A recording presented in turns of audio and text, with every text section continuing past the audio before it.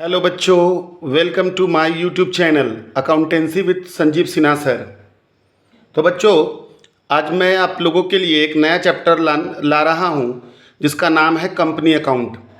ये क्लास 12 में पढ़ना है और सेमेस्टर में भी अलग अलग यूनिवर्सिटीज़ में इस चैप्टर को दिया गया है। बड़ा ही इम्पॉर्टेंट चैप्टर है, महत्वपूर्ण चैप्टर है। इससे क्वेश्चन आना ही आना है ना। पूरी संभावनाएं बनती हैं क्वेश्चन आने की। सो इस चैप्टर को बढ़िया तरीके से क्लियर कीजिए।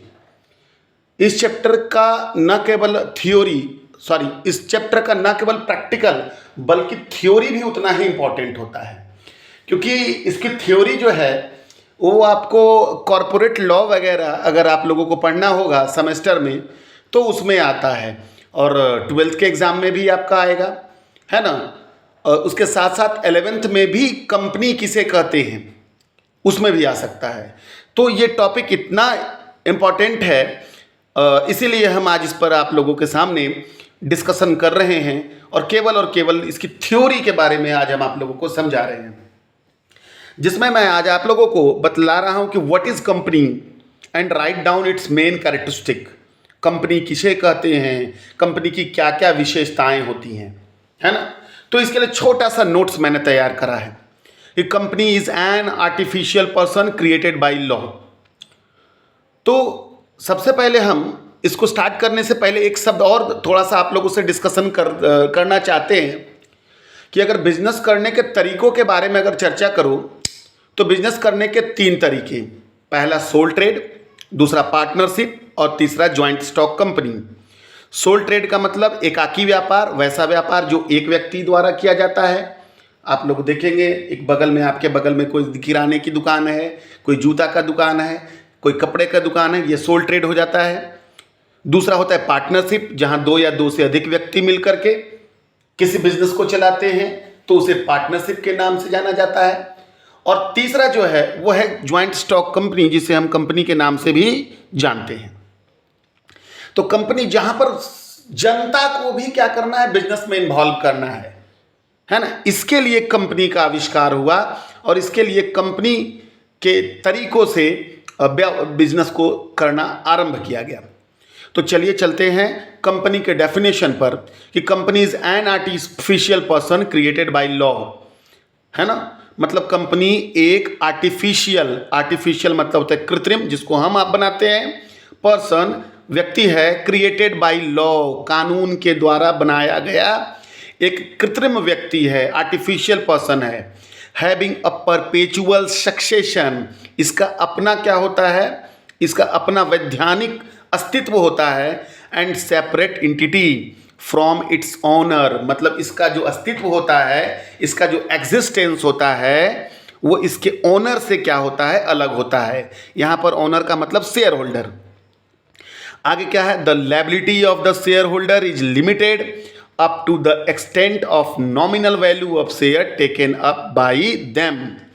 और इसमें जो लोग पैसा लगाते हैं उनका दायित्व उतना ही तक सीमित होता है जितना वो पैसा लगाते हैं। मतलब अगर किसी कंपनी में आपने 100 रुपया लगाया है तो ज़्यादा से ज़्यादा आपको 100 रुपया डूबेगा, 101 रुपया डूबने वाला नहीं है। जबकि आपने अगर सोल ट्रेड करा है, आपने अगर पार्टनरशिप करा है तो उसमें आपका अनलिमिटेड लायबिलिटी हो जाता है। यानी कि अगर आपने 100 रुपया लगाया है और नुकसान ज़्यादा बड़ा हो जा रहा है तो आपकी निजी प्रॉपर्टी से भी पैसा वसूला जा सकता है। बट कंपनी में ऐसा नहीं होता है। कंपनी में आप जितना का शेयर खरीदोगे उतना ही पैसा मैक्सिमम आपका डूब सकता है, जा सकता है। ठीक है, अब आ जाइए कैरेक्टरिस्टिक के बारे में। कैरेक्टरिस्टिक का मतलब तो आप जानते हो, कैरेक्टरिस्टिक का मतलब होता है विशेषता। भैया क्या विशेष है, तो सबसे पहला है आर्टिफिशियल पर्सन। सबसे पहला क्या है, आर्टिफिशियल पर्सन। भाई कंपनी एक आर्टिफिशियल पर्सन है। आर्टिफिशियल किसको कहते हैं, जिसको हमने बनाया, आपने बनाया। हिंदी में इसको कहते हैं कृत्रिम व्यक्ति। कृत्रिम व्यक्ति जिसको हम लोगों ने बनाया, दैट इज कॉल्ड कौन पर्सन, आर्टिफिशियल पर्सन। दूसरा होता है separate legal entity. Separate legal entity मतलब इसका स्वयं का वैधानिक उत्तरदायित्व होता है, खुद का इसका अस्तित्व होता है। तीसरा है क्रिएटेड बाय लॉ। कंपनी को कंपनी एक्ट 1956, बट अब हो गया कंपनी एक्ट 2013, है ना, इसके अंतर्गत बनाया जाता है। परपेचुअल एग्जिस्टेंस, इसका अस्तित्व जो होता है अस्थाई होता है। अगर सोल ट्रेड में सोल ट्रेड का अगर मालिक मर गया तो बिजनेस खत्म, पार्टनरशिप में पार्टनर्स चले गए, मर गए, पार्टनरशिप खत्म। लेकिन कंपनी में उसके शेयर होल्डर्स के मरने या जीने से कोई प्रभाव नहीं पड़ता, कंपनी चलती रहती है, चलती रहती है, चलती रहती है ना। तो इसी को कहते हैं परपेचुअल एग्जिस्टेंस। उसके बाद है जो कॉमन सील। देखो, कंपनी एक आर्टिफिशियल पर्सन है, तो भैया पर्सन है तो सारा डॉक्यूमेंटेशन भी कंपनी के नाम से ही होता है। जैसे कि कंपनी को अगर ज़मीन खरीदना है तो कंपनी क्या करेगी, अपने नाम से खरीदेगी। कंपनी को किसी को पैसा देना है तो कंपनी खुद देगी। कंपनी किसी पर मुकदमा कर सकती है, कोई और व्यक्ति कंपनी पर मुकदमा कर सकता है। तो भैया सब जगह में हस्ताक्षर लगता है, सिग्नेचर, और सिग्नेचर के लिए कंपनी किसका यूज करती है, तो कॉमन सील का यूज करती है, मोहर का यूज करती है ना। और वही मोहर जो होता है ना, वो कंपनी के सिग्नेचर के तौर पर माना जाता है। आप और लेकिन बट ऐसा भी होता है कि भैया अगर मोहर को ही सब कुछ मान लिया जाए तो बहुत सारे लोग इसका कॉपी कर लेते हैं। तो इसी के लिए क्या किया जाता है कि ऑथराइज सिग्नेचर की व्यवस्था की जाती है। मतलब कुछ व्यक्तियों को ऑथराइज किया जाता है जिसका सिग्नेचर उस मोहर के साथ यूज किया जाता है। मतलब कंपनी के डॉक्यूमेंट में मोहर तो लगना ही लगना है, उसके साथ साथ उस ऑथराइज पर्सन का सिग्नेचर भी करना पड़ेगा, है ना। चलिए, उसके बाद है अगला है, छठा है वॉलेंट्री एसोसिएशन। वॉलेंट्री एसोसिएशन का मतलब होता है कि भाई कंपनी एक वॉलेंट्री एसोसिएशन है ना। मतलब आप चाहो तो कंपनी का सदस्य बन सकते हो, यानी कंपनी का शेयर खरीद सकते हो।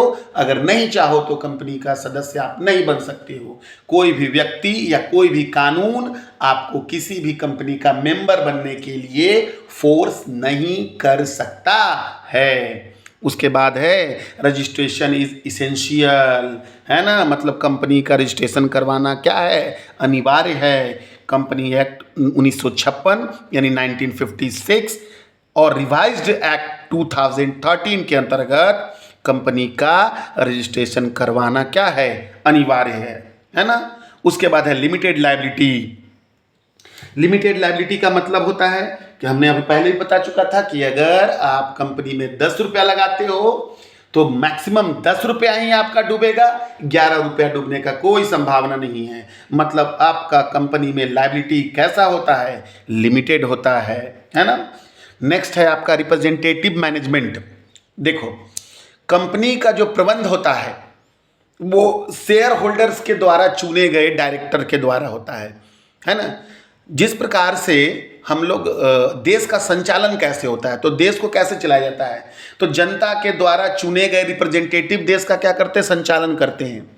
ठीक उसी प्रकार से कंपनी के शेयर होल्डर्स मिल करके डायरेक्टर चुनते हैं और उन्हीं डायरेक्टर के बोर्ड के द्वारा, जिसको कि बोर्ड ऑफ डायरेक्टर के नाम से जाना जाता है, के द्वारा कंपनी का संचालन किया जाता है। यानी जितने भी लोग कंपनी में पैसा लगाए हैं, यानी शेयर होल्डर, उनका रिप्रेजेंटेटिव कंपनी का क्या करता है, संचालन करता है, कंपनी को चलाता है। एंड लास्ट हमने लिखा है separation of management from ownership. भैया ओनरशिप अलग होता है, मैनेजमेंट क्या होता है, अलग होता है ना। ओनरशिप को मैनेजमेंट के साथ मिलाया नहीं जा सकता, है ना। सो एक कंपनी में कंपनी को चलाने वाले लोग अलग होते हैं, है ना, और कंपनी के ओनर्स क्या होते हैं, अलग होते हैं। कंपनी को चलाता कौन है, तो बोर्ड ऑफ डायरेक्टर चलाएगा, लेकिन कंपनी का ओनर कौन होगा, तो शेयर होल्डर होगा, है ना। आशा करता हूँ कि ये थ्योरी आपको अच्छी तरीके से समझ में आ गई होगी। ये थ्योरी आप लोगों के एग्ज़ाम में आने का बहुत चांसेज होता है। सो इसको बढ़िया तरीके से सुन लीजिए, इसके पॉइंट्स को नोट कर लीजिए और खुद कोशिश करें आप इसको कि खुद इसको डील कर लें, ताकि जिस प्रकार का नंबर का क्वेश्चन आए आप उस प्रकार का उसके लिए आंसर लिख सकें, है ना।